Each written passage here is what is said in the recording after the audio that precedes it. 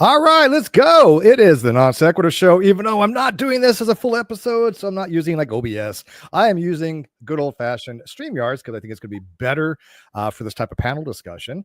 And honestly, I'm really looking forward to this. I really am, because there has been some dramatic stuff that has happened in the Atheist Plus community. Hashtag Steve told you so. Hashtag Steve was right. Hashtag we're all right. And so I thought I'd get a little group together to kind of I think input on what happened recently. And what happened recently, the Too Long Didn't Read version. And by the way, if you're out there and you can hear me, let me know, because I have to make sure the audio is working, because I haven't done this for a while. I know you guys can hear me inside. Hopefully they can hear me out there, the people listening. And just recently, Derek Lambert from This Vision, if you guys have knowledge of who he is, he has a very popular channel, a very good channel. And I was fortunate one day to actually be able to talk to Derek. I was on, I don't even remember what channel it was on, but he was a very nice guy, very civil, very, very erudite. I mean, this guy is super, super intelligent, very, very knowledgeable, way out of my league when it comes to, dealing with theological stuff. So I invited some theologians in, people that know what they're talking about, that particular topic, to kind of discuss what actually happened and why Derek decided to leave the cult of Atheism Plus, what Atheism Plus is, how it's been used to weaponize atheism in the last 5, 6, 10 years, maybe probably even longer than that, and the ramifications of it. And so let me introduce who I got SJ Thomason. Welcome, SJ. I've got Dave Pallmann, which I always butcher his name, but I think that's right. Is it Pallmann? You nailed it. Awesome. And of course, J Tuttle, of all people. Boy, you guys haven't seen him in ages. A little blast from the past. I don't even remember who he is. But no, anyways, so let's kind of dive into this. I'm going to turn over to Dave real quick, because he kind of, I think, probably followed this quite exceptionally well of what happened with the fall of Atheism Plus and why Derek Lambert has decided to leave the cult of Atheism Plus. So anyways, Dave, fill people in what just happened, because this was I think a turning point. I think this was huge, in my opinion. Yeah, well, I mean, I got a message from Derek out of the blue a couple days ago, and he was telling me about his intention to leave this, and I got on a call with him, which was kind of interesting, because I have talked with Derek before, but not like a lot. It turns out a particular toxic individual who I also recently had beef with was kind of the link between us there. But yeah, I mean, Derek kind of got wrapped in with, I guess, the kind of caved to the pressures temporarily of the leftist woke mob, as we're calling them now, and was, encouraged by them to deplatform Dr. Robert Price, because Robert Price, despite, being pretty well known as I don't think he identifies as an atheist, but he's some sort of skeptic, very prominent in the Jesus mythicist community, but he also happens to be very politically conservative. So there's I guess, disjunction there between what you typically see with the sort of wokeism that is often assumed to be sort of part of atheism, although they're really not. And so Robert Price doesn't really fit the mold in that sense. I mean, he doesn't really fit the mold in anything. But anyway, he's a character. I have never had the opportunity to talk to Dr. Price. I wish kind of I have, but I mean, we run in very different circles, I guess, anymore. I mean, there's a lot of overlap, but I don't do theology, right? So I really never had a real reason to bring him on the show or anything like that. But he's always seems very civil, very nice. And so I don't know why anybody would want to cancel him merely because he has conservative views and he doesn't, bow down and kiss the ass of the gender ideologists, because that's exactly what happened. Yep. I'll let you know. Matter of fact, I'll let you kind of describe really quick, because the reasons why this has gotten to me is because one of the reasons why Derek left Atheism Plus is because of somebody named Chrissy Hansen. And this guy was on my channel years ago. I kind of made him known in the community, and I apologize for it, because as soon as I recognized the toxicity of this dude, I said, no more. This guy is not going to be around me. He's not going to be around my channel. He's a Marxist. He's a communist. He's a socialist, whatever the hell political thing that he subscribes to. He's anti-American. He just says, basically, agree with me or I'm going to try to destroy your life. As a matter of fact, he gets off trying to cancel people. As a matter of fact, Dave, I think you have some insight of what this dude was doing behind the scenes to try to cancel Dr. Price, as well as Derek, and try to take down Derek's channel after he and his wife worked really hard to build when I understand, an amazing channel. I've watched his podcast a few times, and it's well done. And they did the same to the Non Sequitur show. They tried to cancel it for the exact same reasons. Now, I'm not trying to say that my show was as big as Myth Vision, but the overlap and the similarities cannot be disputed. I mean, there clearly is the same thing that happened to him, Derek, what they did to me, right, Dave? Yeah. Well, yeah. I mean, it's a group of few different people, including, I suppose, someone I hadn't heard of before all this, called Jessica Heathen Queen, or Jessica HQ. But apparently her and Chris Hansen and some other people who were like extremely far left it was basically a threat against Derek that he had to deplatform Robert M. Price, or else he was going to himself be canceled. And then, I mean, I could just tell from talking to Derek about it, it was a really hard thing for him to do because he didn't want to. But, at the same time, I mean, his Myth Vision podcast, that's how he provides for his family. That's how he makes his livelihood. So I guess he kind of felt like he didn't have any choice. Anyway, I don't fault him for it. I mean, it was a hard thing that he had to make. I do not fault Derek for anything. It was a bunch of evil people making him try to do a very, very difficult decision. And I'm glad that he has now stayed with his friend. I really am. Yeah, he has backed Dr. Price, and I think that's the admirable thing to do. Yeah, I mean, he initially tried to ask Robert Price to sort of apologize for allegedly saying racist or sexist things, and respect Robert Price for holding his ground on it. He said, absolutely, hell no, I'm that's not. What I did. I told him to screw off. He said he wouldn't cave to the woke mob. The mob, and so that was, I guess, when Derek had to deplatform him, and he's now since. Perhaps in part due to recent elections not going the leftist ways, so cultural winds blowing the other direction. Derek has, fortunately, changed his mind on that and has now, reconnected with Dr. Price over it, and will be platforming him again. So and with that, he also he made this video announcing that he's sort of leaving the what he called the cult of atheism, which is basically what you're calling atheism plus. Yeah, I do differentiate those two. Right. Yeah. I don't know if that's marriage. We'll see in a second if she does. More or less the marriage of far left politics with atheism. Speaking of atheism plus, Richard Carrier once slept on my couch. If anybody's interested in. Well, he's been canceled too. The snake ate its own tail on that one. Yeah. I was reading Chris Hansen's book today. He wrote a book arguing against the Pauline authorship of Philemon, and right after the table of contents is this thing that says content warning. And I read that, and he basically apologizes to the audience, to his readers, because he interacts with some scholars who are racist. And there's this little footnote, and he makes it explicitly clear there he's talking about Robert Price. Like this guy's obsessed. That's whacked. That is so whacked, though. I don't even understand why that would be something that you would have to do and would cross your mind. Yeah, in an allegedly academic book, you're going to put a content warning in there because you're interacting with the writings of a supposed racist, and you just have to flag that for why? Well, because it's virtue signaling. And in fact, TJ, and I'll get to SJ in a second here. I promise, SJ, but TJ, you mentioned Robert. You mentioned Richard Carrier, right? Yeah. So Dr. Carrier wrote 2 blogs about my writings and my work, and I'm telling you, they were not favorable, and he took me way out of context. I doubt they were. Yeah, of course. Yeah, go figure, right? I don't. Yeah, and I have no. But he offered to correct him. He never did. But I didn't try to cancel the guy, right? I just stopped talking to him. Look, I just think that a lot of the things that happen on social media amount to if you don't agree with my point of view on something, I'm going to take that as you being morally inferior to me, and you should not be able to provide for yourself or your family, or at the very least, at the worst, it's you shouldn't make a living and you should die, or at the most generous, it's you deserve to put the fries in the bag and be a peon beneath me.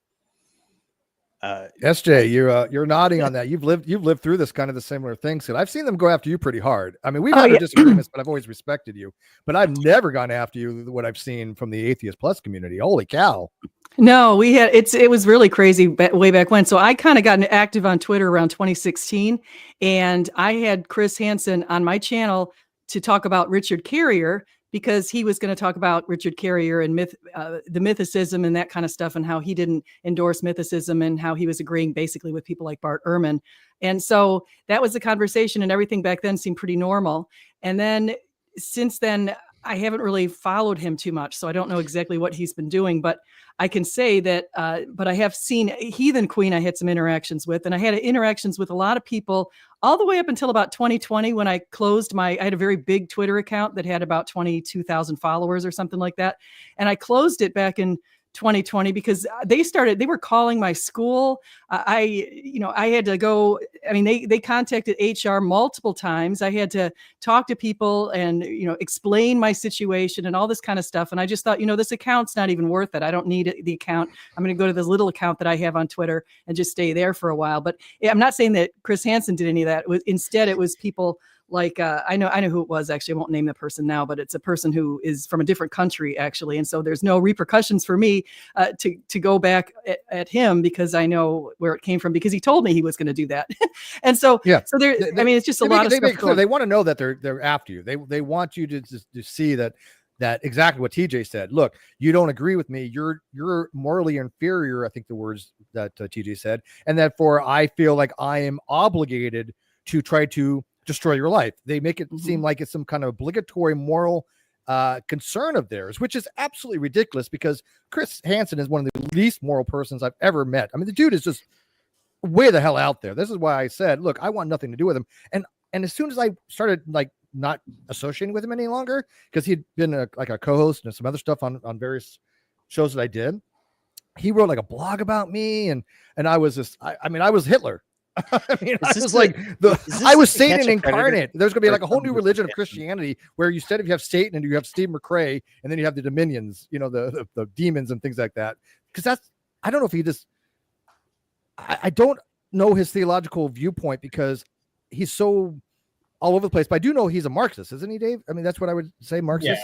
Yeah, he also did a hit piece against me, and Hansen is, it was all about how I'm a transphobe because, it was mostly addressing, but I know he's elsewhere said that I'm a transphobe because I'm not going to refer to him as a her, which is probably something we should actually say here. Yeah, I won't do it.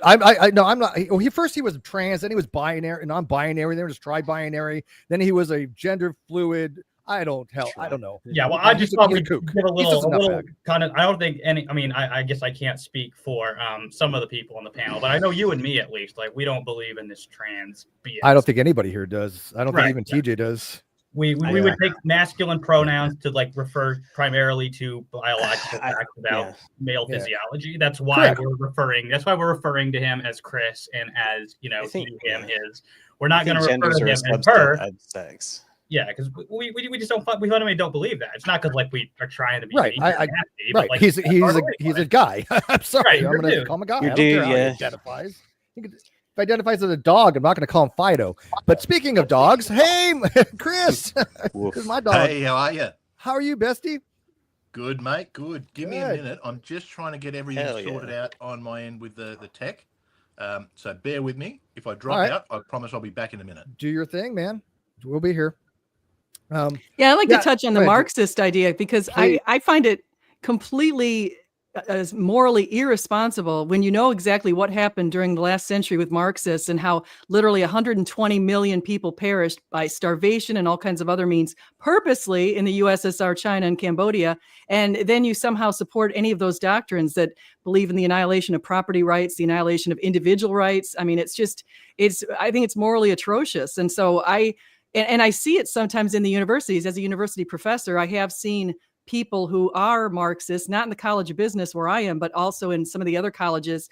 And it's like they're totally unaware of an economic system and basic human motivations. And that's my big challenge with that, because I think to myself, would you like it if I just gave everybody in the class a C no matter what you put in? And then all of a sudden that turns into a D.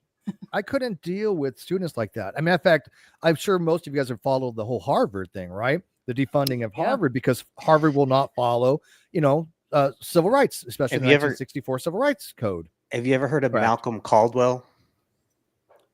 Gladwell or Caldwell? Caldwell, Malcolm Caldwell. Does it sound familiar? He was a Scottish academic. He was a Marxist and just loved what Pol Pot was doing in Cambodia. And so he decided to interview Pol Pot. And everything was going swimmingly until the gentleman apparently said something that offended the dear leader, and he was executed. Shocker. Right there. Yeah. Well, it's funny because did you watch that ship that just recently they tried to launch in North Korea, and the ship, I guess, wasn't launched correctly, and the front bow kind of went first, and so it caused significant damage, which is humiliating because Kim Jong Un is sitting there, as this big, leader, and all of a sudden his mighty ship gets damaged, and so he's like, the people responsible will pay for it. He'll figure out who they are and they'll pay for it. And I'm thinking, so, we all know that means they're basically going to strap whoever he thinks who caused it to basically a cannon and blow a hole through their chest. I mean, that's what they do. And yet they call people like Trump fascist and people like Trump Hitler. I'm like, man, if you guys can't see the difference between an actual dictator and Trump, then I don't even want to have a conversation with you any longer. I'm done. I'm not going to do it any longer because that disassociation from reality is something you can't just get past. And I think the same thing is happening in the Atheist Plus community, where they have gone so far left and so far woke. There is no discussion to be had with them any longer. What is it? I tried for years and I couldn't do it. It's like I care not for your booze. I know what makes you cheer. I mean, how many times was I canceled by the Atheist Plus community, TJ? But I still had resilience and I was always right. And I was. People kind of inadvertently ran me off from doing stuff publicly because it got too much. Nobody canceled me or anything, but I just got to the point where I was like, some of these people are batshit crazy, and I don't agree with hardly anything that they say. But they expect you to, because the tribalism, right? Yeah. Well, yeah. And man, and I lost one or two good friends from basically not wanting to go down the same primrose path that some people were being led down. And you probably know who I'm talking about. Oh, a lot of them. Yeah, I know a lot of the names. I know exactly who you're talking about. It's funny because in my live chat, so like Psalms 23 was saying that that he's happy that my positions have kind of changed and views on atheism, which haven't, by the way, which I respect that he says fair enough. And he makes a good point though. He's basically saying, look, at least you're pushing back against militant atheism, but I always have. SJ can tell you this. That's why SJ and I get along, because even though she pushes back far more against atheism than I would, because I'm not against atheism, but against militant atheists, because the militant atheists are the ones that do not have a shred of integrity. They do not bother to actually read anything about the subject matter. And I can tell you from experience, I'm telling you, Dave will tell you, that their understanding of things like philosophy and epistemology are shit. I don't know how else to put it. I mean, there's no other word to say it. And yet I have gone out of my way to explain to them some fundamental concepts. We're talking intro level stuff. And what happens, Dave? Well, I mean, they just shit on me. This is why you have like an objective idiot like Matt Dillahunty is the face of internet. There you go, TJ. There's a name from my past that I'd probably rather forget. Yeah, it's basic philosophical blunders this guy makes, and he's been at it for God knows how many years, and he's still an oaf. I'm done with this guy. I mean, other than just to watch like the debates where he gets crushed, like for hilarious reasons, like the one. Did you watch the Andrew Wilson one? Yeah, the one with Andrew Wilson. I love that. I thought that was the best. My favorites. And I told Andrew, you know what? You didn't do a damn thing wrong. I think James probably got the hardest, the blunt end of that, because James made that happen with modern day debate, right? And he doesn't want to see a debate go to crap, but Andrew was actually debating it. He made a good point, but Matt Dillahunty, like you said, being so sophistic and so full of empty rhetoric, he didn't know how to even begin to address what he said. I part with Andrew where he likes reification a lot. He'll say something doesn't exist because it isn't an object.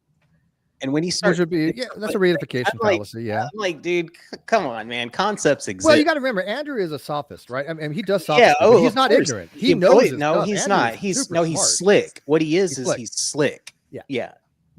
But he definitely knows rhetoric. He has anyways, wit. Welcome back, Chris. He has wit. He has the wit. I'll give him that. Yeah. I get along with Andrew. I don't know why. Again, we have such fundamental differences in views.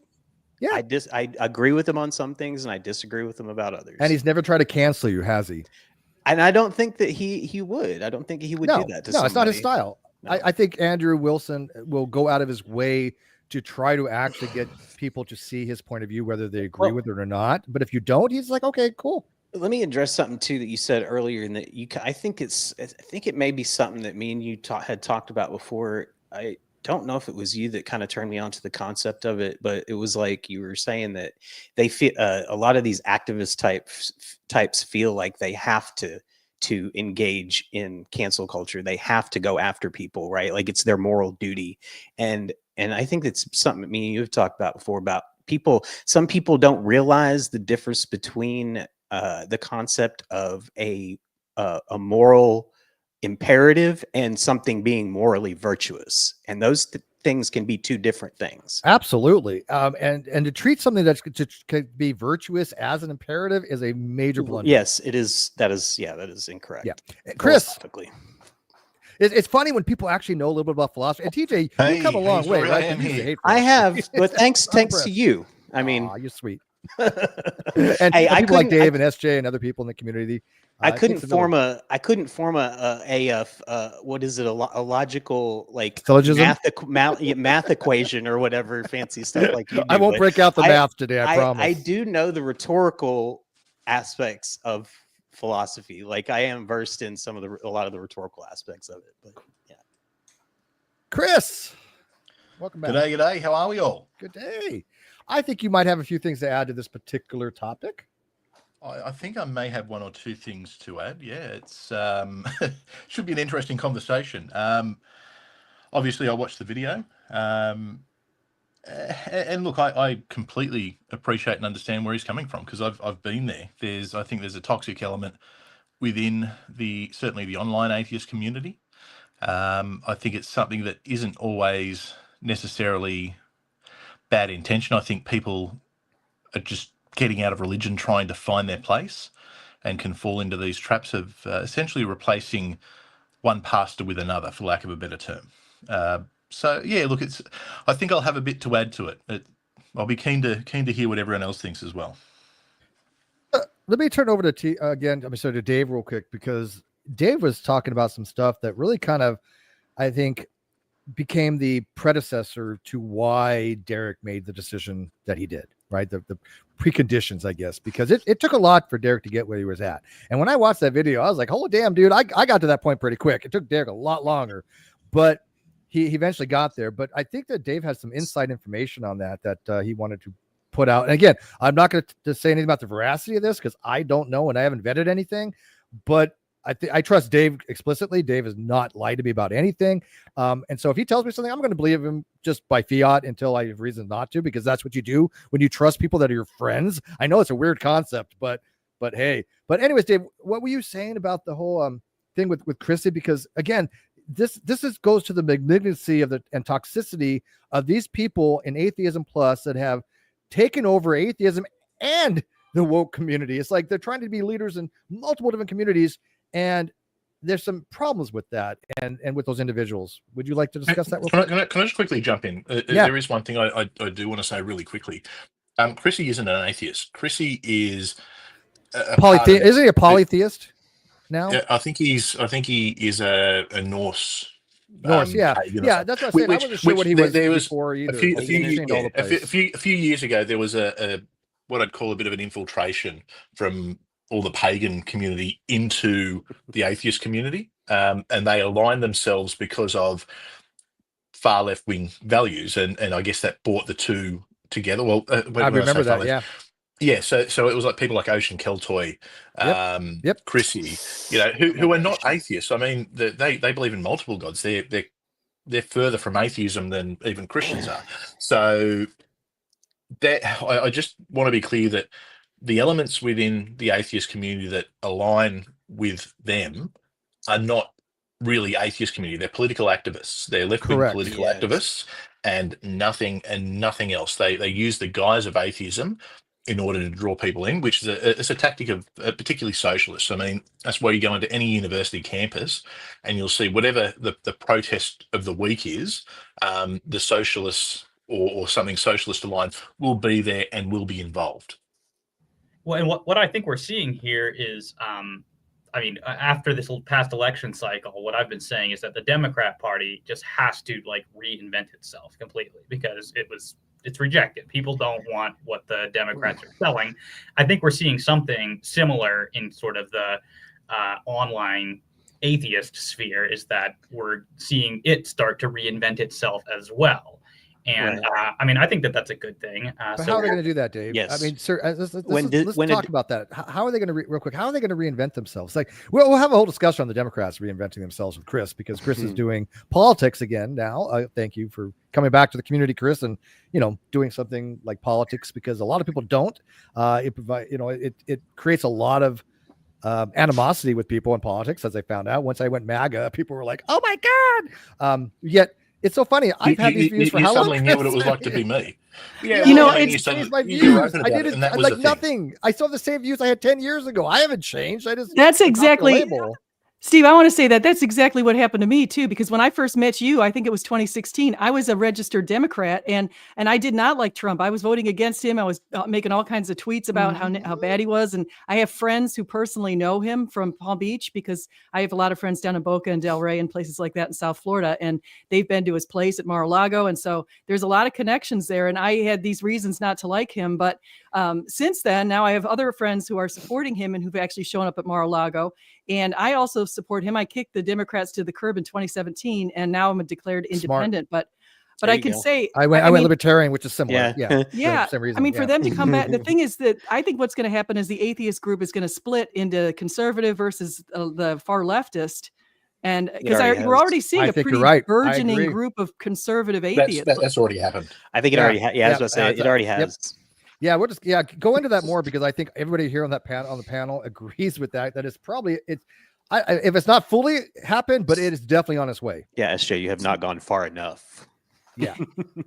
Yeah. No, I mean, I would consider myself conservative, and I voted for Trump. My family voted for Trump. We had a Trump flag literally that we bought the same day he was shot in July. It was crazy. Like we bought the flag right before he was shot. I even said when he got shot, I was like, "This is game over. He won." I was like, "There's no way he can lose the election." And I was absolutely right. We had that conversation. Was I right? We just said the election's over. That's it. It's done. People said I was crazy. They're like, "There's no way." They're like, "Kamala's up in the swing states. Kamala's up in all these points. There's no way Trump can win." I'm like, "Dude, I'm telling you." I was on your stream election day, and remember when I picked the exact number and the exact state. 312. I picked it exactly, and I remember people telling me that I was insane, and that was election day. They did. They told him he was insane. And it's funny because I was like 312. Okay, that seems a little high, but you know what? Not outside the possibility.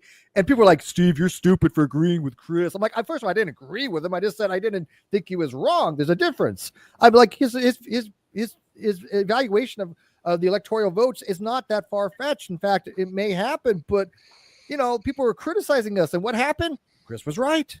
He was absolutely right. Chris was right. You ever watch like the sort of election streams from all the leftist channels from election night? Like Alan. Oh, their disappointment. They were greatest one of the bunch.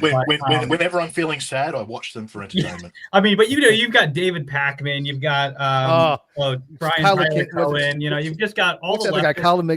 What's that guy? Kyle Kinski. They're so in denial. Kyle Kalinske, In the end, that Harris is going to win this thing when it's just overwhelmingly clear that it's a massive slump in Trump's favor, and it really tells you no wonder that they can't tell the girls from the boys. I mean, these people are seriously delusional, and they live stream their delusionality for the rest of us.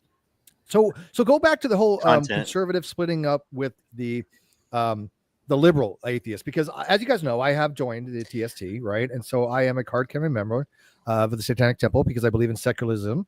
Not that I believe it for any religion purposes or anything like that. People know I'm a secularist, and I don't believe in any supernaturalism. But I do appreciate the fact that they go out of their way to try to keep a separation between church and state. And I think most people will agree about that, even Christians, because Christians want separation of church and state for the most part.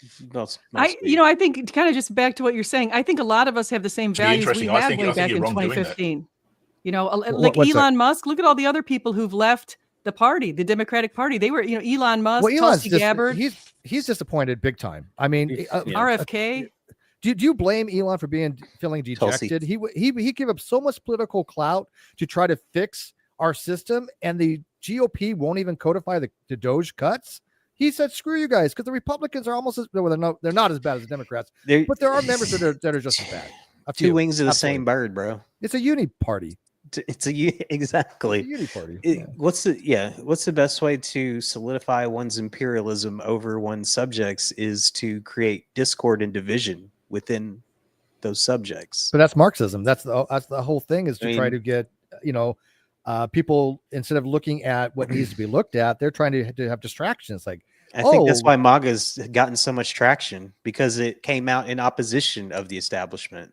And in opposition of forcing people to lie. I mean, that's the problem. It was like Solzhenitsyn, who was around in the USSR, who wrote that book, Gulag Archipelago. He's like, whatever you do, don't lie. And the Democrats were literally forcing people to lie. Yeah. Yeah. And if you didn't, then they would go after you. They politically try to assassinate you, which they did.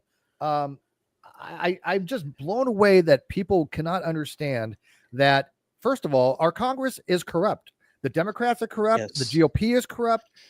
It is a fixed system until we get term limits. Let's be particular though. Let's be particular though. Any human institution that grows as large and bloated as the U.S. federal government is going to become corrupt. Well, that's why they need to cut down. Exactly. Yeah, it's limited government should be a thing that libertarian for a reason, my friend. Right. Exactly. Preaching to the choir. Chris, you said something earlier though. You disagreed with him? Chris, maybe on AFK. Maybe. So what would those two groups look like? So you have a radical group of atheists, which of course would be the Matt Dillahunties.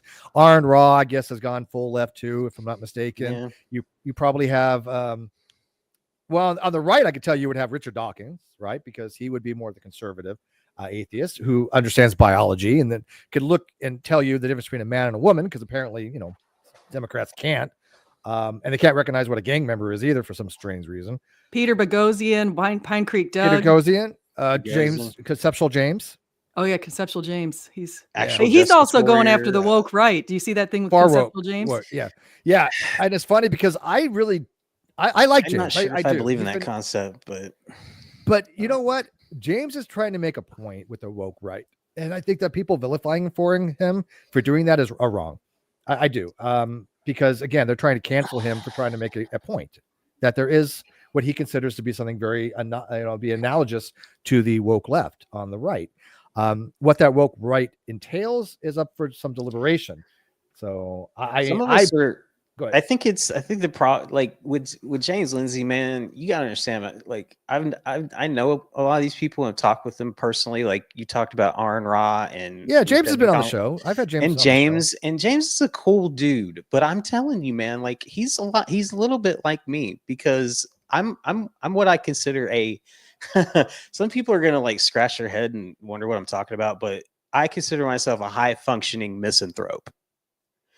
And what that means is I've partied with you before. I know. I am not. You know how I am. Look, with this guy. But that's where the high functioning part comes. Right. You've heard of a high functioning alcoholic, right? Right. They can get drunk and they can partake of the substance and get whacked out of their gourd, but they can still do like all the things they need to do to function within a society, right? I kind of consider. But you've always been to be right. I mean, I hate I'm not prejudiced. I hate everybody equally. You know that. You were on the right far before I moved from center to center right. I kind of lean to the direction of what makes sense to me, though. Yeah. And I just started hearing so much garbage from so many people that I was just like, you know what? I think I'm out on this. Well, I mean, if the Democrats ever want to be relevant again, and they're going to have to take a page out of Trump's book, right? Because why they won't do it? Right. Well, yeah. I mean, I'm telling you, at least as of right now, leftist populism. We're starting to see some of them waking up. So this is a good thing. But I mean, yeah, because what did Trump do? Right? He took what was like considered the like exclusionist party versus the Democrats who were supposed to be the inclusionist party. Trump expanded that, right? This is why we've got people here, independents, right? Libertarians. We got me, a far-right conservative, and we're all here, supporting Trump. We're all agree on things, which is weird, and right? Even, when it's not weird. It's not. He broadened the 10, and that's what the left is going to have to do. They're going to have to stop putting these stupid purity tests out there about whether you want to call a female a he and stuff. That's what they have to get rid of if they want to go anywhere. You're so right. And, the biggest problem is they not only took the extreme view, because I never really cared if somebody wants to call themselves one thing or another thing, or if somebody wants to, who's in whose beds and all those kind of things. But the thing that they took to the extreme, like massive extreme, was when they started saying we can transition kids. Right. And so, and then these hospitals secretly doing that. If they had just left kids alone. I think that was my deal breaker too. I was willing to play along a little bit, just to have some kind of ability to communicate with the other side and not feel like I'm excluding them from the conversation. But I think that once they started going after children, I said, no, I cannot do this. I cannot. And I think that was my line in the sand. I think that was everyone's line in the sand, though. It's, I mean, look, I know I was sort of, I don't care. If someone within reason wants me to call them a he, a her, or it really doesn't bother me too much. I don't buy into it. But the second kids started getting involved and they started actively going after kids, that's it. It sort of went from something that you put up with to something that you're just completely against. And ironically, I think what these activists have done is they've actually set back the gay rights movement. That's what I was saying, yeah. Decades. They did. Absolutely. All that goodwill just pissed away. Just completely and gay people are pissed about it, and they have every right to be. Normal, like rational gay people. Like I have one of my very good friends that I hang out with all the time. He's my friend, and he happens to be gay, and he tells me all the time, like, I am really freaked out how much a lot of these activist types seem to be setting back my relationships in society by doing and saying a lot of these things. They didn't care. They made it all about themselves, right? Transgender ideology is inherently narcissistic. It's inherently self-aggrandizing. But the thing is too, it's a movement that's actually been hijacked. And once again, this gets back to what I was saying earlier about how the far left will attach themselves to protest or topic of the day. Because there's so mmany people I see, especially young women who are at university who are suddenly queer or non-binary or something. But the reality is that they're straight and they just want to be in the club. But because they wanted a title to fit in, because they're involved in socialist movements, social currency. That's what they need. They need to be able to say, they need to be able to go into the meeting and say, as a non-binary, queer, poly, triamory, indigenous person from asexual. That's my favorite. You're asexual, therefore you're LGBTQ plus. How does that work? What the evidence of that is if you go back to the boomer generation, it was like 3% of people said they were gay or homosexuals or whatever that is.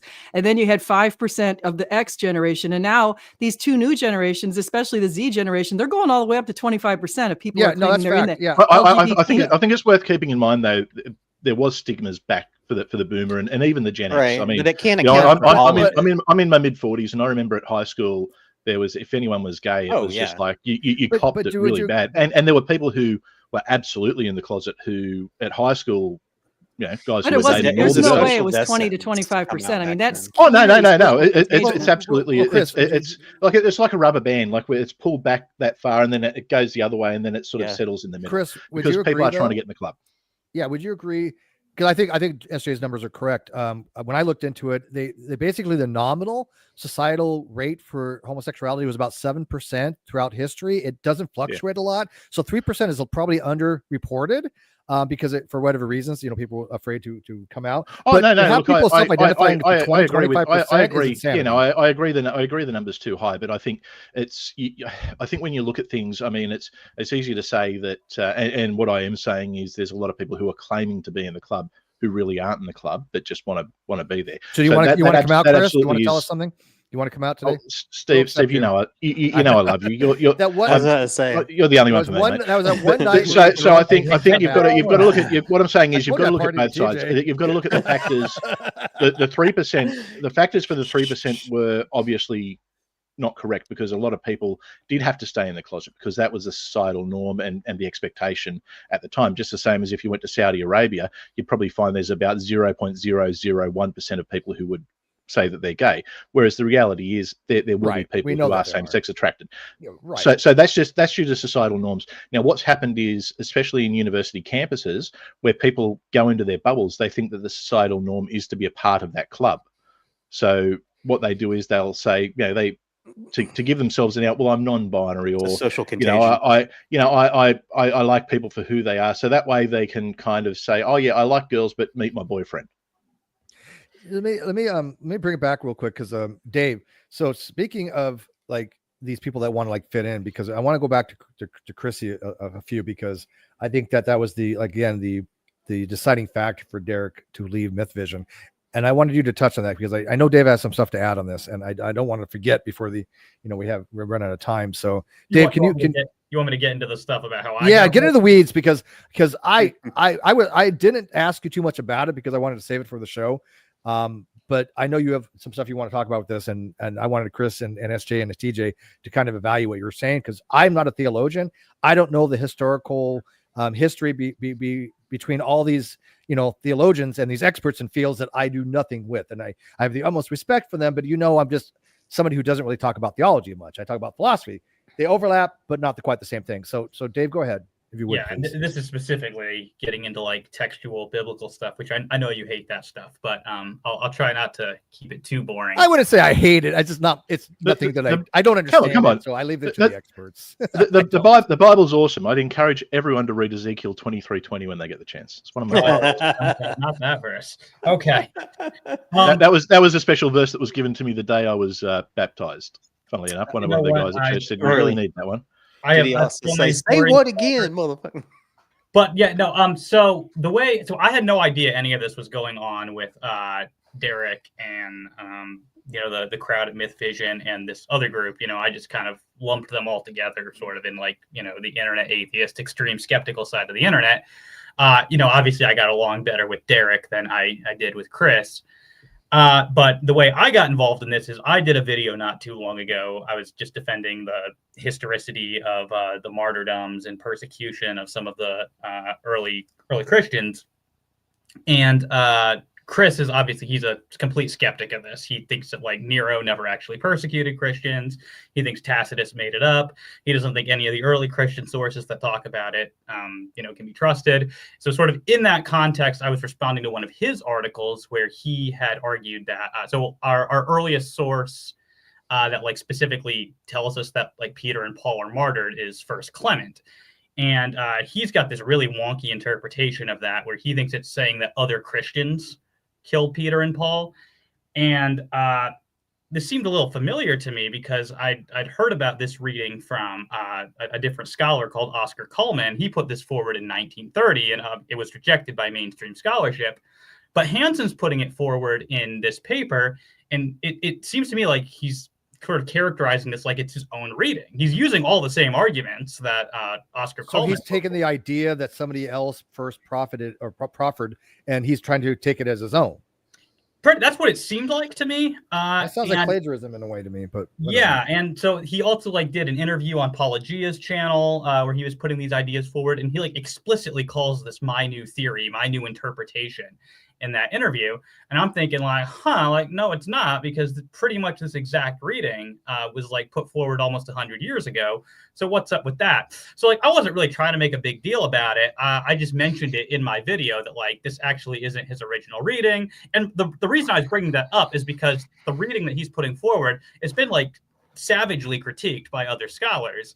And he doesn't interact with any of that in his paper. He doesn't address the surrounding conversation. He just acts like, oh, look, I'm putting a new theory forward. I'm like, well, that's kind of odd. Like, typically, you're supposed to, like, kind of give the pedigree of these theories and then defend them against objections.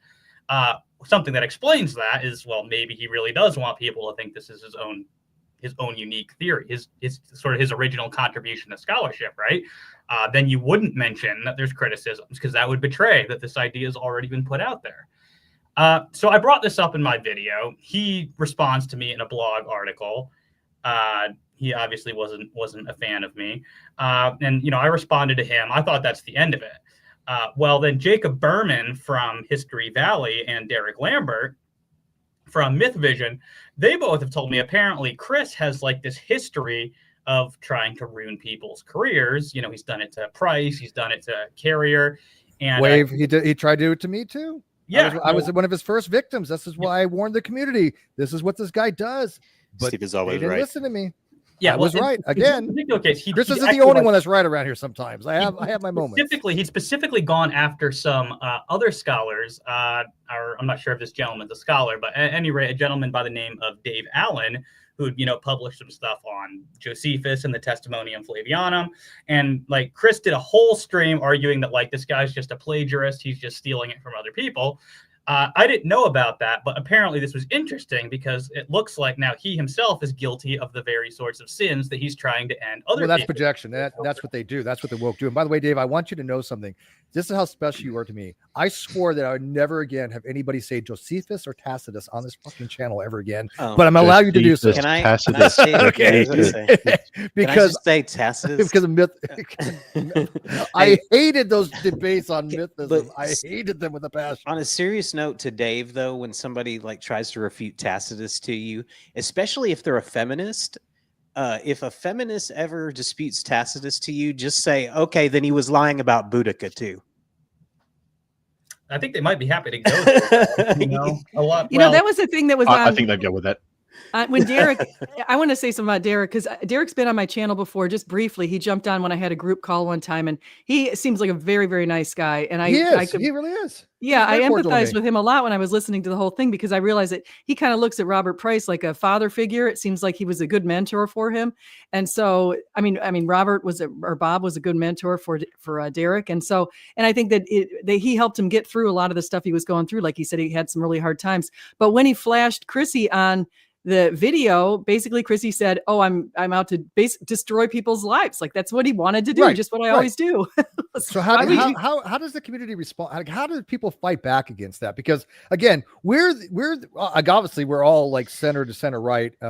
Dave probably being the farthest right. Well, I don't know. Chris and Dave. Oh, hang on a second. Equally far right. I'm not in the center. I'll be very clear. You're not. You're right. On the right. You're right. But I mean, the whole center right is just what. Either people who are on the right, or people who are afraid of saying they're on the right. What's right today used to be pretty much to the middle left. Yeah, before. The Overton window has shifted so far to the left, Chris, that you probably would have been considered a liberal probably 50 years ago. Yeah, but I'm right. Has said I would have been far right even by the standards of 50 years ago. Really, I think McCarthy was right. Does that get me into the club? That's pretty right. Oh, I'm anti-communist. You know what's funny? Might have been looking back. We'll send you the I'm willing to reevaluate a bunch of stuff because, Colin Wright had basically said, look, the far left liberals moved so far that even the center is going to be, standing there going, what the hell? I'm now like alt right or something. But hang on a sec. Well, just on that really quickly though, it works both ways. And what we're seeing at the moment is we're seeing elements on the right who are pushing things further to the right, who are then. Well, I want to fight against that too because there's ultra far right that I don't agree with. Obviously, I think there's extremists on both sides that try and pull the mainstream argument their direction. I think the reality is most people sit somewhere in the middle of that. But it's something. It's not just. Dude, it's hard being center any longer. I moved from center to center right, and I might even just get rid of the center at this point because I am so disgusted with this liberal crap. I have no words to describe the loathing I have for people that will not accept basic realistic concepts of reality and ontology and solid critical thinking. They will not do it. Let's get the other thing with this. Hold on a second, just 1 second. Let's get for what Chris said. I think it's more or less you're right because I think most normies just they're midwits. They take what they're consuming on a daily basis, whatever media that is, and they create a worldview based on that. And it is a worldview. Trump Derangers syndrome is a worldview at this point. I want to say something. I think that's the thing. I think there's some truly evil people who really are promoting socialism. I mean, socialism, the extreme version like communism and Marxism and those kind of things. And then there are the useful idiots, and there's unfortunately way too many useful idiots out there. That's the shame. Yeah, because they just parrot what they and, heard. Well, the other thing, just to point out, just about I went back and I looked at this book by Cleon Skousen. He had something to do with the government, and he wrote this book in the 1960s that outlined all of these different things that communists wanted to do. And one of the big ones you're seeing today, I mean, a lot of it was infiltrate the media, infiltrate the universities. Demoralize. But then there was this idea of destroying families, and you can see that going on right now. They a lot of them are saying, "Oh, we can raise women don't need men." It's I used to consider myself a feminist. I'm not at all a feminist now because I don't like the new definition of it. Feminism is cancer. That's a brilliant thing to actually address, SJ, because some people have told me that for some reason, I guess I'm going to wake up tomorrow and all of a sudden be a hardcore Christian because, unfortunately, they think that because I have Christian friends and I don't, shit on them left and right, that I'm just being dragged to the right and obviously to the Christians who believe in the nuclear family, right? Isn't that funny though? I got called an evangelical fundamentalist the other day. You were, 10 years ago, maybe. I've been a pretty open and out atheist for the last 10 years, like publicly so. So it's funny. People, I think it's a mistake that people make where they conflate religious belief to political leaning. Because I know plenty of Christians who are on the left. Exactly. I know plenty of atheists who are on the right, and plenty of people from a million different faiths who land on all parts. I mean, what it comes down to is whether we like it or not, we're a tribal species. That's how we've moved on. Rules the human race.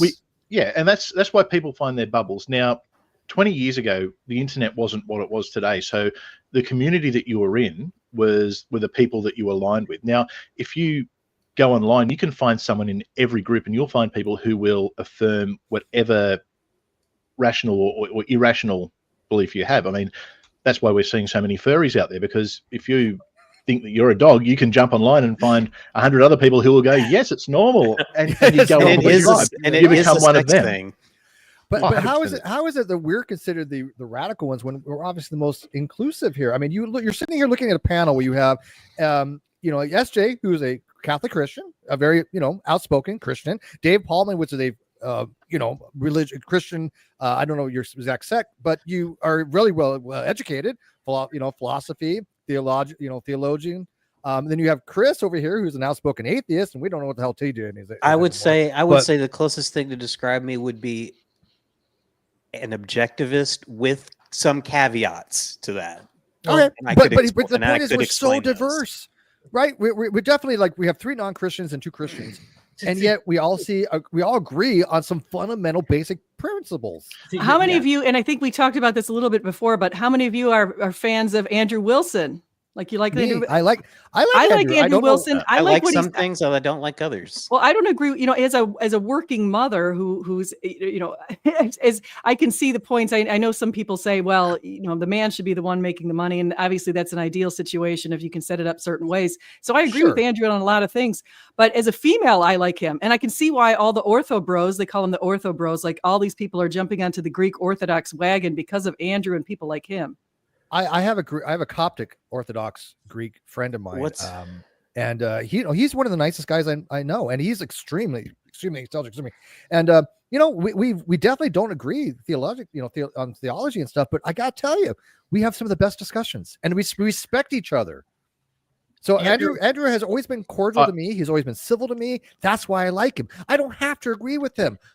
But he's always been kind to me, and I respect that. The reason why he's always nice to people is because a lot of the rhetoric he engages in online is a persona. Now, I'm not saying he's lying about anything. What I'm saying is that in certain venues he puts on a character so that as a debater, that's normal, though, right? So he can fight fire with fire, right? Essentially, I think in all fairness, he knows his market. Yes, he knows the people he's going. I what I don't like about Andrew is I think he goes too far in a lot of things. I think he is someone who conflates religion with politics. I think he's someone who he's certainly someone who I think is exclusionary to people who don't have the same religious belief as him, regardless of where they sit on the political issues. And in all fairness, I think he's someone who probably he's a very good debater.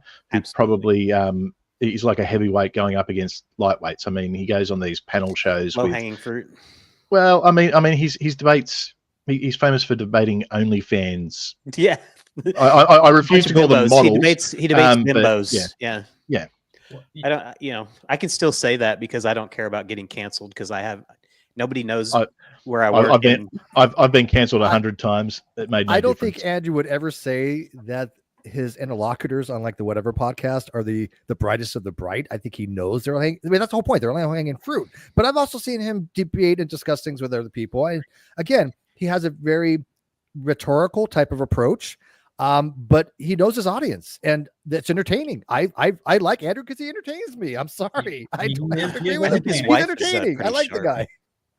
Well, yeah, his wife doesn't know. His wife's funny because she doesn't know why. She's like, I don't know why Andrew likes you, and I'm like I don't know.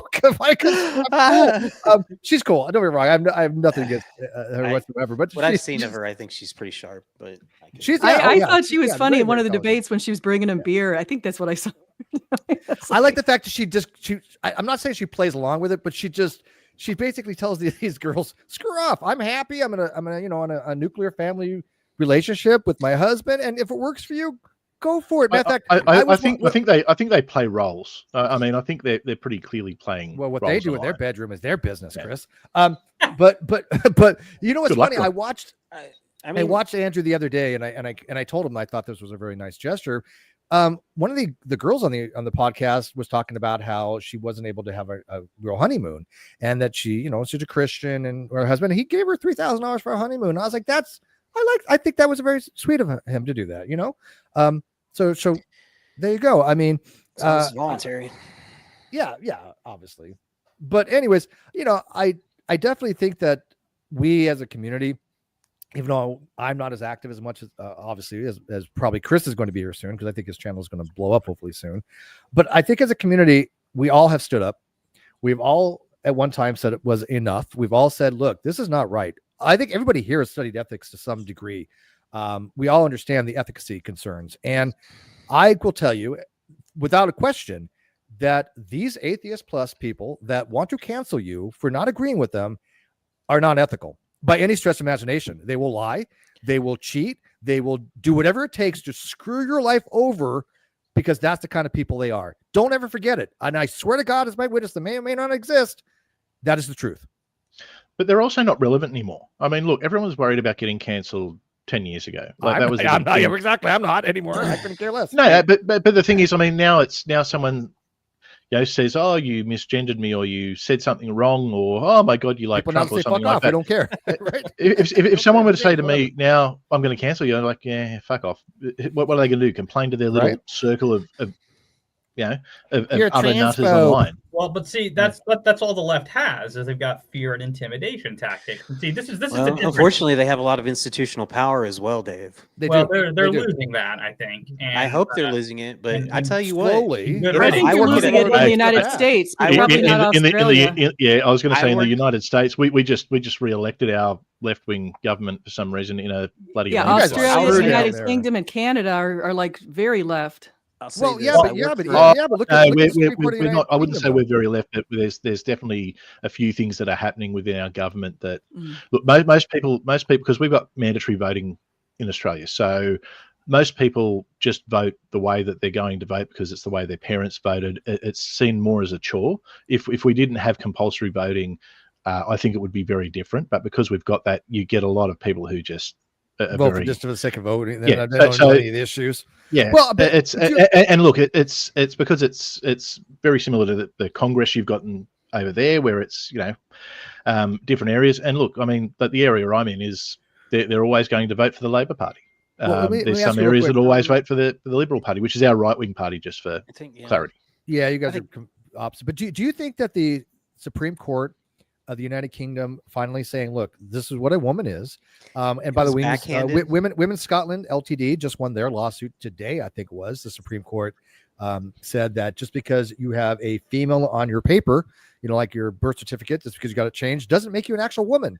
And I've been saying that forever. A woman is not an F on a federal document or a state document. That's not what it makes a woman. I think the UK is going to be very interesting soon. I think reform is about to, because the Conservative Party in the UK realistically has been very much sort of veering to the left. I think they've been pretending to go to the center to appeal to more people, but the reality is they went to the left.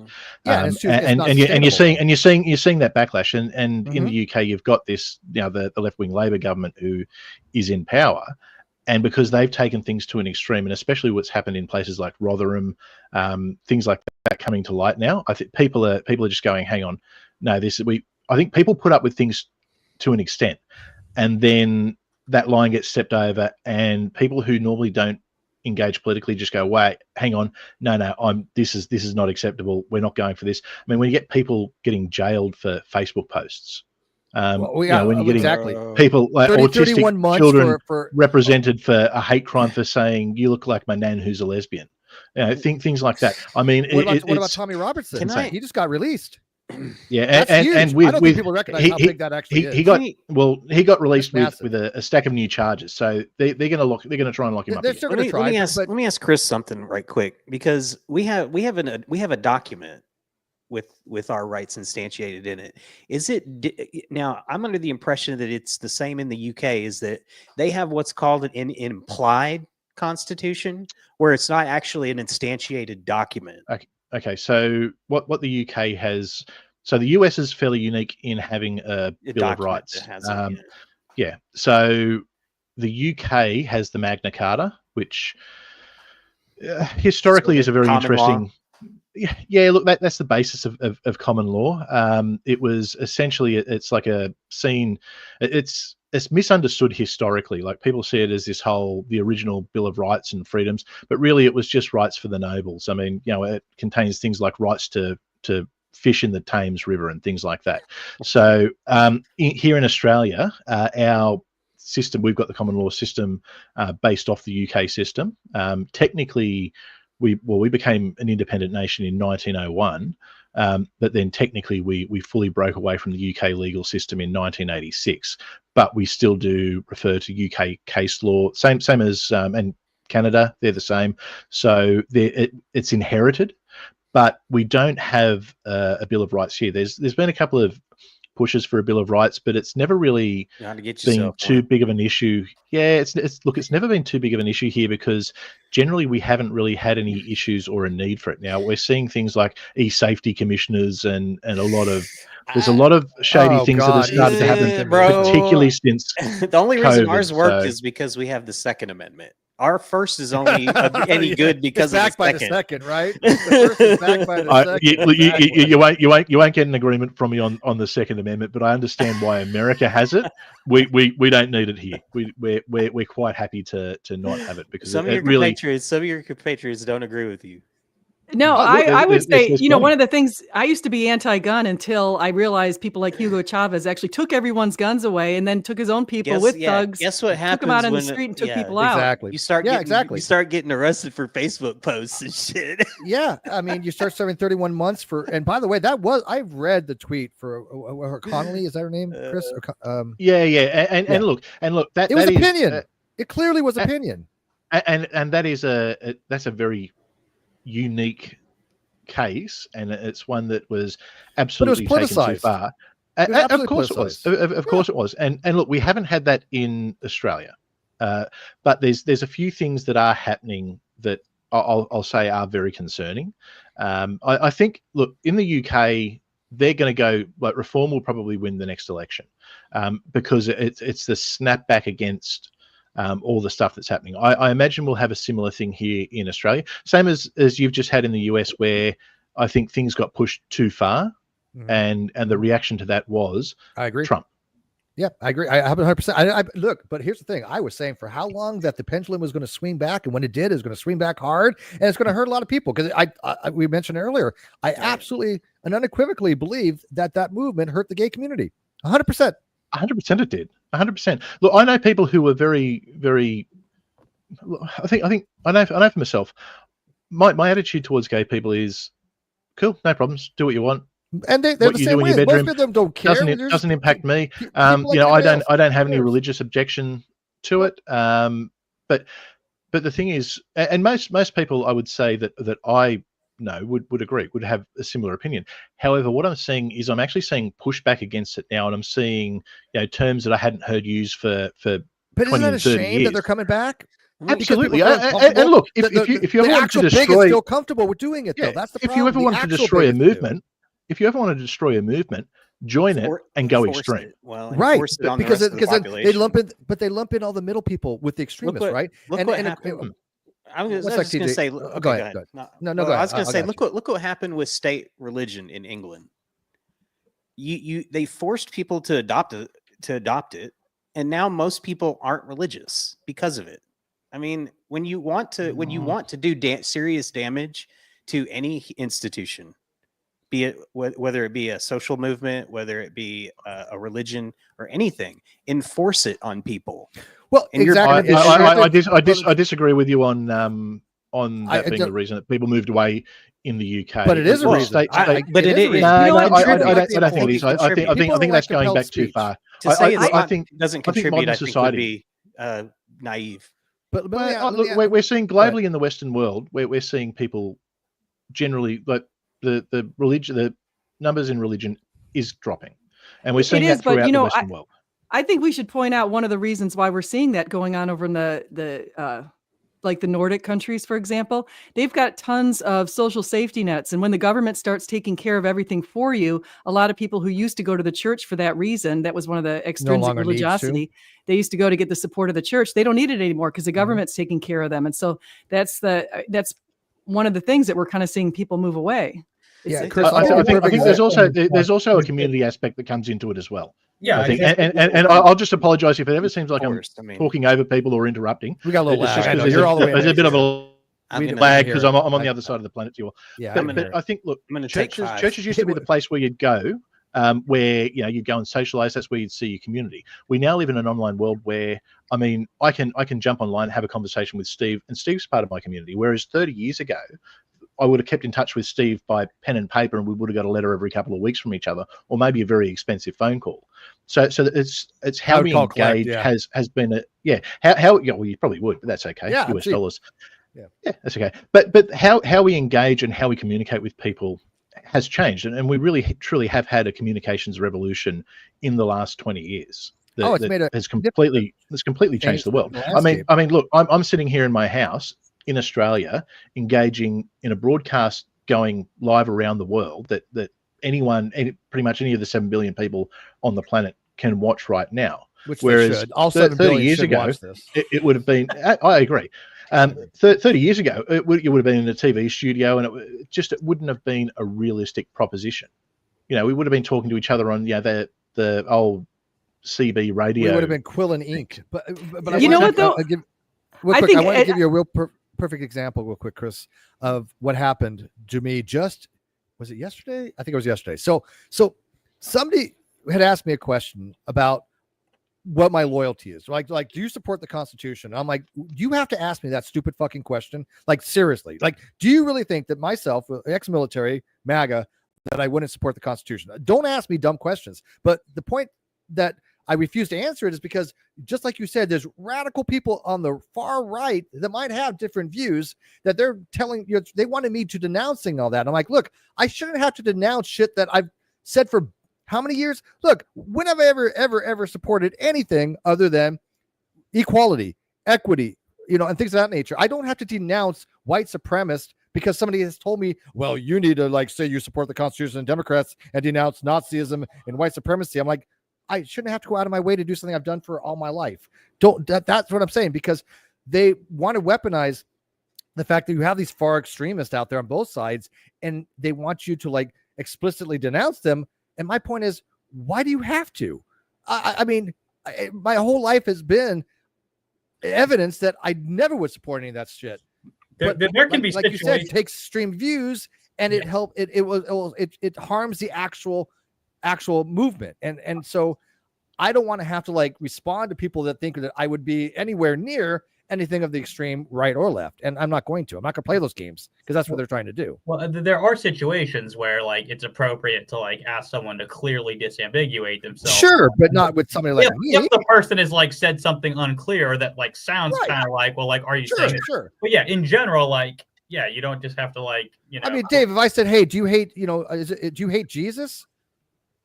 I mean, Yeah. would that be a question that would make, or actually more SJ, because SJ is probably even more, religious than you. SJ, if I said, "Hey, Jesus, do you hate Jesus?" Why would you answer that kind of question? It would make no sense, right?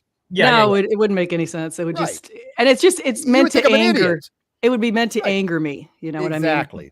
Exactly. That's why I don't answer those types of stupid questions, because there's no point. Ask me something you don't already know the answer to, and I'm happy to answer. Yeah. I think one of the things that, just to kind of build off of what Chris said a little bit, is that the idea of I love the fact that we can communicate all around the world. I think that's so amazing.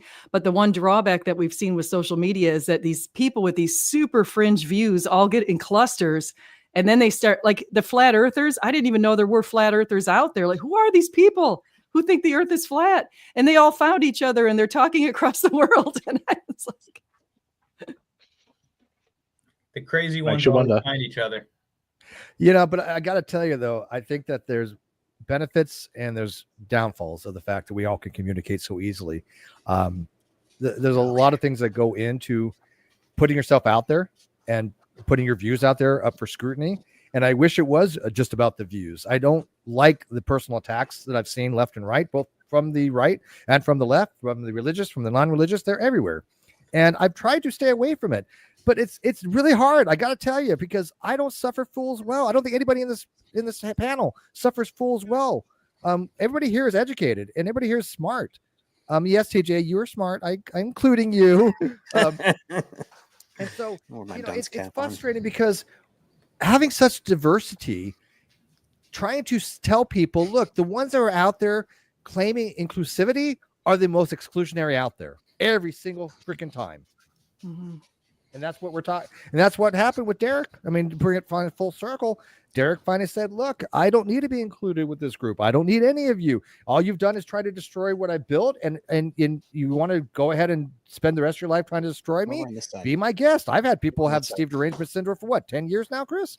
Yeah, let me just say something about DEI stuff too, because in our country, coming from a university's perspective, there was a letter that came out of the Trump administration in February that basically said, "Dear colleagues," and it was talking about how we needed to all dismantle our DEI programs, and so many universities have been addressing that. But when I was looking into all the details in that, I realized how they define things. Like equities isn't equality of opportunities; it's equality of outcomes in many of this thing. And if you look at inclusivity, it's not the idea of including everyone. It's the idea of accepting people who don't want to assimilate. So like someone comes to your country and they say, I refuse to learn your language. But that's never what it was before. That's antithetical to what. Well, that's what I'm saying. That's what that's how many have defined the D and the I. How is that possible? The E, yeah. But how is that possible? Because equity should be outcome based. I should say far left. That's what they do. They redefine terms all the time. I mean, just today I had somebody said that they said that I was a white supremacist because I said that because I wasn't white. I wasn't in favor of like illegal immigration or something, and like that by right. The first thing is like, oh, you hate brown people. It's like, what the hell are you talking about? Like I don't want people illegally coming here from Europe either. Like, what the heck, man? Well, okay, Dave. Okay, Dave. Here we go. Ready? I'm going to ask you a very difficult question. Ready? What is a woman? Tough one, Steve. I can't tell you because I'm not a biologist. Who actually said that? That was one of the dumbest answers I've ever heard in my life. Ketanji, senator, that Supreme Court judge. Ketanji, exactly. Yeah, she said it during the Supreme Court hearing. She couldn't define what a woman was. I'm like, good. Only women know what women are. Oh, look at that cute dog. I like that, TJ. Yeah, he's freaking bugging me. Let me ask the live chat real quick because we only had planned on for an hour. We are an hour and 15 minutes. We will be doing more. I'm going to be doing more panel stuff, and I'm trying to get my Streamlabs working again because all my assets kind of get messed up, but I'm fixing them. But anybody out there in live chat have any questions? Robert definitely says the Earth is flat. Just let everybody know. Acid is great, and there's a dragon in his kitchen. I see a correlation there with the acid. He says Derek is a kid. He deserves forgiveness. I waited it out until he got it. Now I'm back. And Derek is definitely not a kid. I mean, so I don't know what you mean by that, but he is somebody that I will tell you from experience talking to him. will be very difficult for the average person to understand. He is extremely well read. Same thing with like Dave. Dave loses me half the time. No offense, Dave, but you're just so way up there. But I respect that. But that's why I go to you guys when there's things like this where I don't know the ins and outs of what's happened, because I watched the video just like Chris did, and I formulated my opinion based by my own personal experience with these people from the community, especially with Chrissy. But you have more inside information on that, and so that's why I wanted to bring you on. But if there's anybody in the live chat that has anything, let me know. I know Craig Reed was trying to get in, but I don't know what happened to him. So, but if you're out there, Craig, you're welcome to come in before we kind of wrap it up. But go ahead. What I will say, and I want to speak from a little bit of personal experience here, that might sort of shed a bit of light on what Derek's going through. When I first left Christianity, it was a bit of a hard time for me, because I mean, I'm assuming not everyone or anyone knows my background here, but I was involved in church leadership. I was studied theology and ministry. I preached at churches. I was in leadership. I was very involved. I was all but ordained as a pastor. So when I left a religion, a big part of my community, my social life, that was gone straight away. And I found myself feeling very alone and looking for something, which is when I first started engaging in the online world. And what the left do and the far left atheist community do very well is they'll bring people in, they'll bring them in with loving arms, and they'll give them a sense of community. But then what happens is, if you don't follow every single aspect of the doctrine, which generally is left wing, then you find yourself being threatened with excommunication or cancellation, whatever you want to call it. And I know that was something that I experienced, and that was actually something that caused me a lot of heartache and really impacted me, because I was abandoned essentially by an entire community when I left Christianity, and treated fairly poorly. And then I found a new community, and all of a sudden the same thing's about to happen. Fortunately, I'm not one who, I'm pretty open with what my views are, and I always was. So I wasn't swayed too much by it. But I mean, there was a lot of things I kept my mouth shut on. Like, there was a lot of things where I just kind of went, I'm not going to say anything. I'm just going to sit here and kind of go with it. And what I was fortunate in is, over the last few years, there has been a lot more, I guess, what I'd call right wing or right leaning or more sensible sort of people within the atheist community. That has become a growing thing. So I think for a lot of people who have been stuck in that very far left atheist bubble, the fact that they're starting to see, well, hang on, there are other alternatives, is why you're suddenly seeing a lot of people walking away. For me personally, I think atheism plus and that extremism, I think that died the day that they tried to cancel David Silverman, because he was a loud, rational, sane voice who could articulate arguments on behalf of them. Now they've just got what's funny, Chris? screaming hyenas. I stood up for Dave, and by the fact, I talked to Dave. I invited Dave to come on. He's no longer really doing these things anymore. I've kept in touch with Dave for a long time, and when I first kind of got involved with the atheism stuff, as far as the philosophy, Dave gave me some pushback, but he was always cordial about it, and we've always were able to have a civil conversation. And I told him straight out that the atheist community does not want to deal with facts. They don't want to deal with logic. They say they're critical thinkers. They're not. Aspects of the atheist community, aspects. The atheism plus. The atheism plus. Yeah, look, and I think it's important. Like, I'll tell you now, the majority of atheists and the majority of people within the atheist community, there's views on the left, there's views on the right. It's the same as any grouping of people that you would find. Unfortunately, historically, the ones that have been the loudest and the ones that have gained control of the organizations are these extreme leftists who, but what they do is, remember? They canceled him from Dave Silverman. Yeah. They accused him of SA.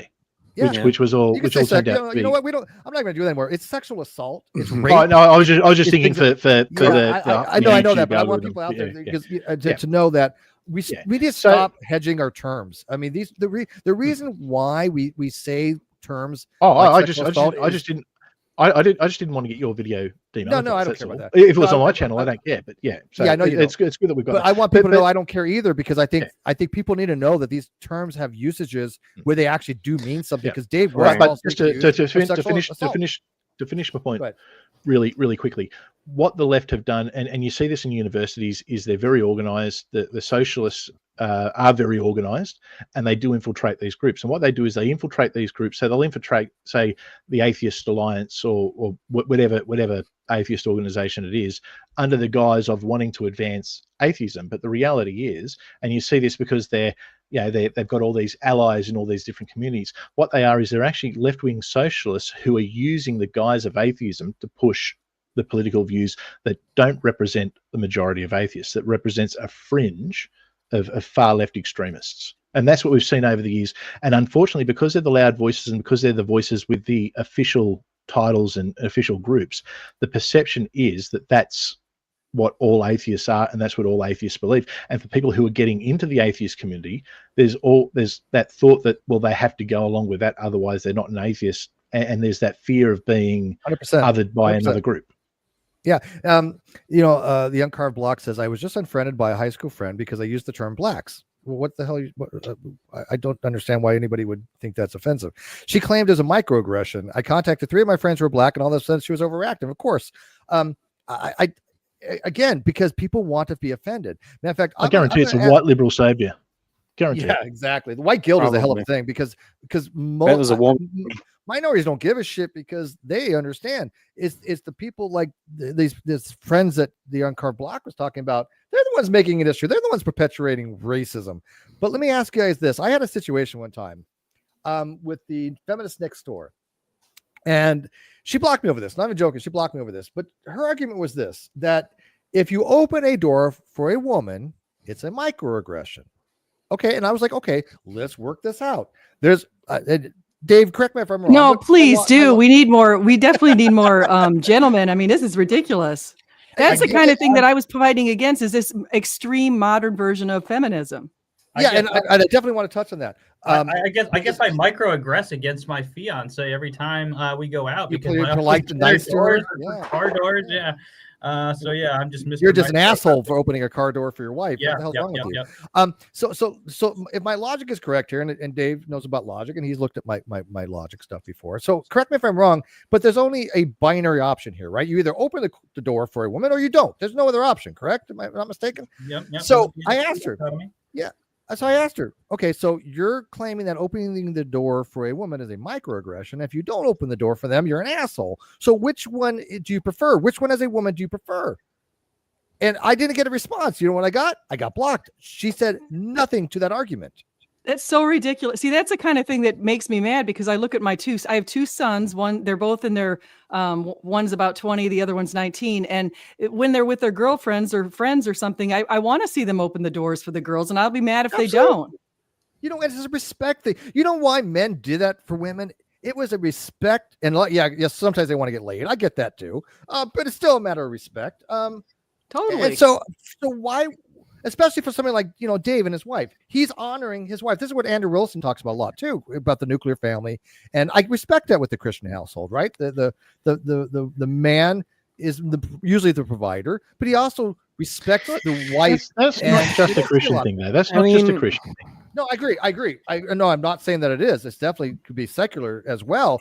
But a lot of people push back about that as being, the anti-Christians out there, but they don't realize, as you said, that's a lot of the non-Christians as well that think that way. And there's nothing wrong with that. May not be for everybody, but why denigrate people that are happy that way? I don't get it. Exactly. Well, Steve, it's the idea of conservative values. We're conserving traditional values, and that's holding the door for the woman. But the chivalry is reserved for ladies. If I'm in the presence of a lady, I will do the things that ladies expect gentlemen to do. I understand. The problem is that the quote unquote modern woman is not a lady. I think that's actually very inclusive of you, because I think you're respecting all the non-binary people out there by not assuming the genders of the people who you may or may not choose to open the door for. So what is that? The door is going to be in quantum superposition, right. Where quantum, it's like in a state of flux. If you're non-binary, you actually get to open the door for yourself.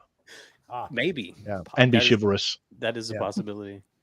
All right. Well, anyways, we are at 90 minutes, so I am going to wrap this up. I want to thank all you guys. I know we didn't get into the weeds too much on the whole Derek Lambert. I think that Dave kind of pointed things out, and I think all of us agree that Derek had made the absolutely the correct decision. He supported Dr. Price, and I absolutely think that was the right thing to do. He didn't throw his friend under the bus, and yes, initially he did maybe say, to him, maybe ask him if he should apologize, but when Price said that he wasn't going to, Derek respected that and chose his friend over the cult of Atheism Plus, and I think that was amazing. I really do. I did as well. Not just you and I Chris that do that, as well. Steve, see? What's that? It's not just you and I that do that, Steve. See? Yeah. Other people can disagree and still be friends. And TJ and I as well. TJ and I, we used to go back and forth, and we were never bitter with each other. We used to we're always go back civil and with forth one quite another. a bit, but we're always respectful of each other. Then I met him in real life, and we had a blast, didn't we? We had a fucking blast. From what I remember. But I remember we had a good time. But anyways, let's wrap this up. So I'm gonna kind of go backwards from how we started. So Chris, you came in first. Do you want to have us any parting thoughts? And I'll leave. I'll just go backwards to Dave. I was going to say I think I came in last, but look, you came in last. So let's first in, first out. Fair enough. Look, all I'd say is I think it's important that people remember that it's a big world out there. You're not alone. There are people who will hold the same views, values as you, and never compromise. So if people tell you to apologize and you don't think you need to apologize, don't. Stick strong, stand strong. Even if you don't necessarily want to speak up about everything, just stick true to who you are.